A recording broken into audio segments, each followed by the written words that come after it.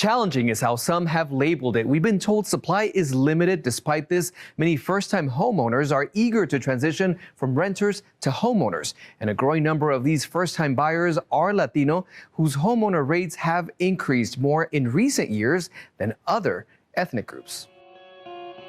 Even the kitchen, I am so thankful, every time I walk in there, just because I know that the effort and the sacrifice that we did to make it happen. Alejandra Caldera can't stop smiling after achieving what many Latinos say is the ultimate American dream, owning a home. I literally open up the windows. I think it's a lot of misconceptions that it's too expensive, or that you're not really aware of the type of programs and assistance that there is available. After years of renting, this Las Vegas family took a leap of faith and focused on home stability. We had a tough financial spot, and our credit was super bad. So we had zero savings, so we knew we were broke. We can't buy a home. Our dogs are... Another major hurdle was her husband's legal status. Caldera says he had all his documents, but no credit history. It was harder. So our income as married would not count with his ITIN because it was just me, because you have to have the social for the closing, for the mortgage, for the financing aspect,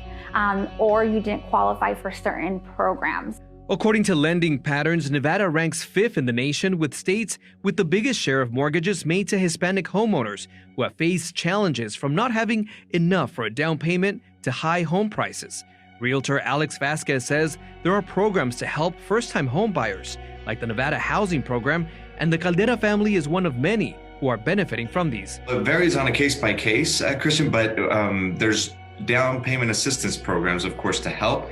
But other than that, there's programs that you can get into with as little as 3% down. So you're talking an average purchase price of $300,000 home, you're talking as little as $9,000 out of pocket. It's no secret the number of Latinos are growing, with an estimate of 60 million in the U.S., according to the Census Bureau. About 40% of Hispanic home buyers are under 34 years old.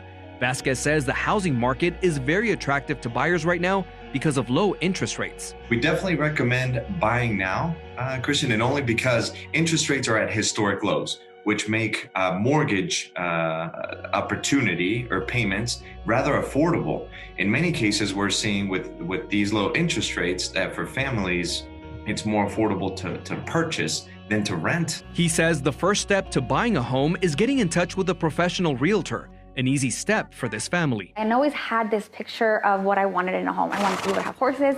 I want to be able to have animals. More than 40% of Latinos tend to purchase fixer-upper homes, according to the National Association of Hispanic Real Estate Professionals.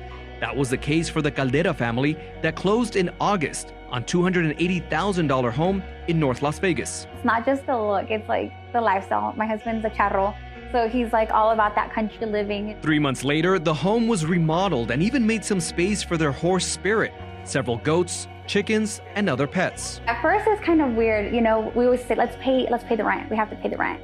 And I was like, wait, this is ours. We have to pay our mortgage. So it does, because you're so used to renting that when it's yours, you're like, oh man, this is mine. But it's a great feeling. According to data from Lending Patterns, the share of mortgages made to Hispanic homeowners has been on the rise for the past 8 years. As for advice, the Caldera family learned that researching and asking plenty of questions was key. We have more information on programs available for first-time home buyers on our website, 8newsnow.com. Christian Cáceres, 8 News Now.